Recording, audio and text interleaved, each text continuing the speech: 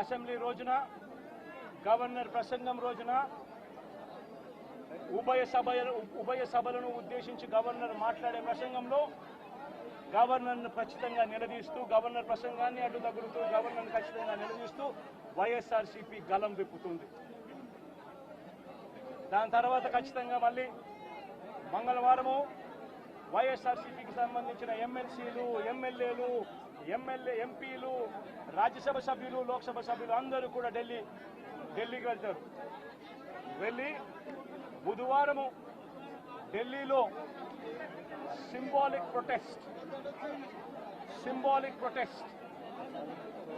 Symbolic ధర్నా ఢిల్లీలో చేసే కార్యక్రమం కూడా చేస్తాం.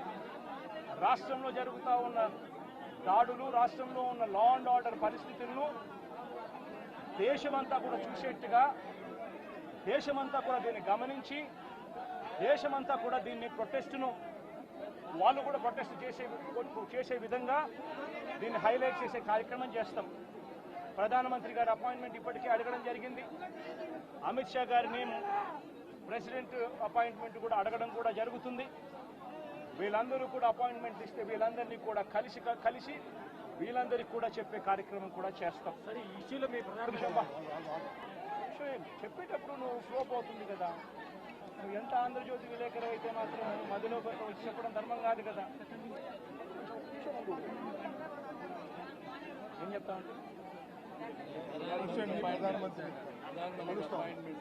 సీరియస్గా జరుగుతా ఉన్నది ప్రకారం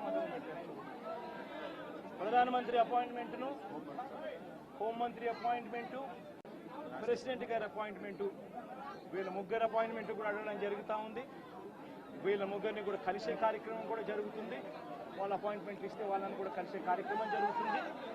జరిగి వీళ్ళందరినీ కూడా రాష్ట్రంలో జరుగుతూ ఉన్న దిగజారిన పరిస్థితులను ఎక్స్ప్లెయిన్ చేసి రాష్ట్రంలో ప్రెసిడెంట్ రూల్ పెట్టాల్సిన అవసరం ఎంత ఉంది అని చెప్పి కూడా గట్టిగా వాళ్ళ దృష్టికి తీసుకొని పోవడం కూడా జరుగుతుంది. చెప్పమని అడుగుతున్నాను. ప్రధానమైన డిమాండ్ ఈ ఇన్సిడెంట్లో ప్రధానమైన డిమాండ్ ఒకటేనా, ఆ కుటుంబం ఏం పాపం చేసిందని చెప్పి ఆ కుటుంబంలో ఒక మనిషిని చంపారు.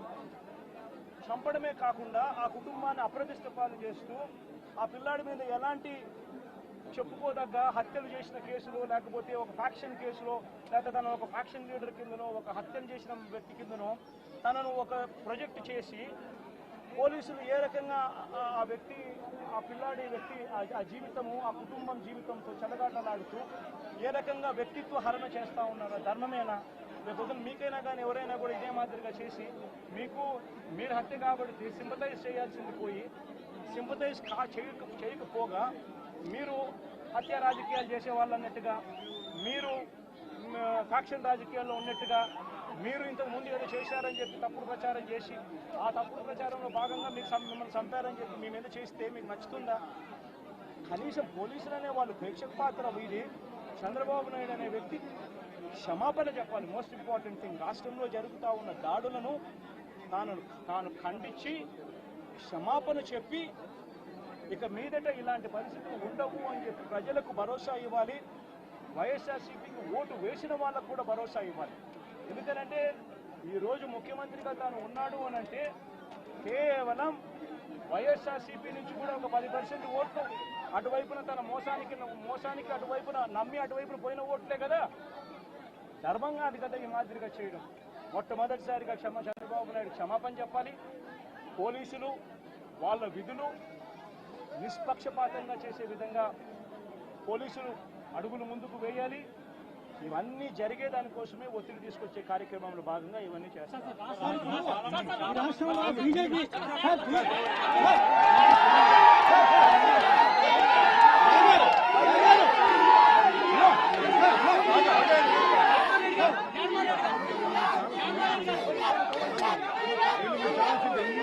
ప్రజలు ఒక చోట ఉన్నాడంటే ఉడికెత్తిపోతాడు. ఆ ఉన్మాది ఎట్ట ఉడికెత్తిపోతాడంటే వాళ్ళ ముందు చేయాలి. అంటే వాళ్ళ ముందు చేస్తే కదా, అమ్మో జగన్మోహన్ రెడ్డికి బండి తీసేసి ఆ బండి ఇచ్చారు, ఆ బండిలో చంపేస్తారేమో అందుకని ఇంకో బండి ఎక్కాడు అనేది అక్కడ చిత్రీకరించడానికి ట్రై చేశాడు. ఇది ఒకటో పాయింట్, జనాలు తెలుసుకోవాలా.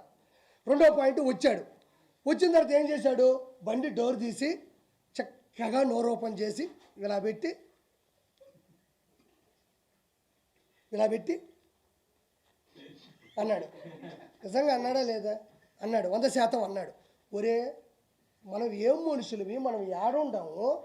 ఒక మనిషి అక్కడ రక్తపాతంలో తలకాయ తెగిపడిపోయి 2 చేతులు తెగిపోయి ఆడ పడిపోయి చచ్చిపోయి వాళ్ళు ముస్లింలు మైనారిటీ అక్కడ పడుకొని ఏడుస్తూ ఉంటే మనోడు బండి దిగడం ఒక సినిమా. 4 పార్ట్లు చెప్తున్నా ఈ సినిమాలో నేను. మొదటి పార్ట్ బండి దిగే ఒక పార్ట్, రెండో పార్ట్ డోర్ ఇట తీసి ఇట్ట పెట్టి చేతులు ఇట్ట పెడతాడు. మళ్ళీ ఈ 2 ఇట్ట గొవ్వగా ఇట్ట పెట్టి ఇట్ట పెడతాడు. ఆడ మనిషి చచ్చిపోయి ఉన్నాడు.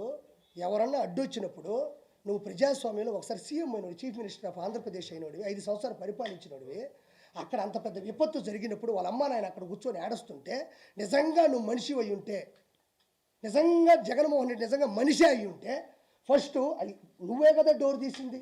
నీకు కూడా పోలీస్ సెక్యూరిటీ ఉంటుంది కదా. నీ బండి మీద అడ్డంగా ఎవడిచ్చి పడిపోతాడు? నువ్వు కావాలనే డోర్ తీయడం, కావాలనే బండి తీయడం, దాని మీద జనాలు పెట్టడం, నా రేంజ్ ఇది కాదు అని చెప్పడం. ఇది ఎప్పుడు చెప్పాలబ్బా? ఏదైనా క్యాంపెయిన్ జరిగేటప్పుడు, ఎలక్షన్స్ ముందు రోజో, లేకపోతే ఒక శుభకార్యానికి వెళ్ళేటప్పుడు, లేకపోతే ప్రజల కోసం వెళ్ళి మాట్లాడేటప్పుడు, సభలకు వెళ్ళేటప్పుడు చేస్తారు. మనిషి చనిపోయి విపత్తుతో ఉన్నప్పుడు చేస్తారా? అక్కడ కూడా ప్రమోషనే. ఇది నా స్థాయి, ఇది నా స్థాయి, ఇది నా స్థాయి. 2వ సినిమా అయిపోయింది. దాన్ని సాక్షి పేపర్లు ఏం పెట్టారు తెలుసా? జగన్కి క్రేజ్ ఏమాత్రం తగ్గలేదు. ఇనుకొండలో విపత్తు, జగన్ హాజరు. ఇది 9వ 10వ ఈ తమ్ముళ్ళు. జగన్ క్రేజు ఏమాత్రం తగ్గలేదు. ఎవడైనా మనిషి అన్నాడు, మృగజాతి పుట్టాడు తప్ప, ఇదిగా తప్ప ఎవరైనా మనిషి అన్నాడు విపత్తుల్లో వినుకొండలో ఒక సంచలనం జరిగితే జగన్ క్రేజు ఏమాత్రం తగ్గలేదు అని ఎక్కడైనా ఏ పేపర్లోనే వేస్తారా, ఏ టీవీలోనే వేస్తారా? ఒకసారి యూట్యూబ్లో తొంగి చూడండి ఒకసారి. అది ఎంతవరకు సమంజసం? ఇందుకు గత అతను ఓడిపోయింది, ఇందుకు గత అతను 11 సీట్లు వచ్చింది. ఇంకొకటి 3వ సినిమా లోపల పోయాడు, లోపల డ్యాన్స్ చేస్తుంది, లోపల గుండెకాయ కొట్టుకుంటుంది. జగనన్న జగనన్న జనమంతా నీ వెంటే. జగన్ ఉంటే ఆడిపోయినారు. జనమంతా నీ అంటుంటే 11 సీట్లు ఎందుకు వచ్చినాయి నీకు? ఆడ కూర్చున్నాడు. ఆడ కూర్చోకొని వాళ్ళందరినీ పెట్టుకొని, మైండ్ చెడిపింది ఆ మనిషికి, పెట్టుకొని ఇంకా స్టార్ట్ చేశాడు. ఏం కాదమ్మా, నీ కొడుకుకి న్యాయం జరుగుతుంది. నేను ప్రతిపక్ష హోదా లేకపోయినా ప్రతిపక్ష నాయకుడిగా ఉన్నాను, నేను పోరాడతాను, నేను నిలదీస్తాను, నీ బిడ్డ పోవడం నాకు బాధగా ఉంది. ఆడిపోయి అమ్మ ఒడమ్మా మనిషికి 15,000 అన్నాడమ్మా, ఒకరికి 15, ఇద్దరికి 30 చెప్తారా? వాళ్ళకి అర్థం కాదు, నోరు తెరుచుకొని చూస్తూ ఉన్నారు. అతను కూడా ఏమన్నా ఏడుస్తాడేమో, అతను కూడా ఏడిస్తే మనం కూడా పైన పడిపోయి ఏడద్దాం. బాధ ఉండట్లేదు ఎవరికైనా, బాధ ఉండట్లేదు ఎవరికైనా.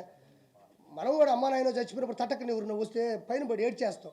వాళ్ళంత బాధ తప్ప హృదయంతో ఉంటే ఇతను పోయి మనిషికి 15,000, ఇంకోటికి 30-45,000 అన్న. వాళ్ళు బిత్తరపోయి చూస్తున్నారు. ఇవన్నీ ఏడెందుకు చెప్తున్నాడు అంటే అతనికి ఎక్కడ ఏం మాట్లాడాలో తెలియనంత మనస్తాపానికి గురైపోయినాడు. మనస్సు చెలించిపోయింది. ఒక సైకో అయిపోయినాడు. అతను ఎర్రగడ్డ మెంటల్ హాస్పిటల్లో చేర్పించడంలో ఎటువంటి సందేహం లేదు.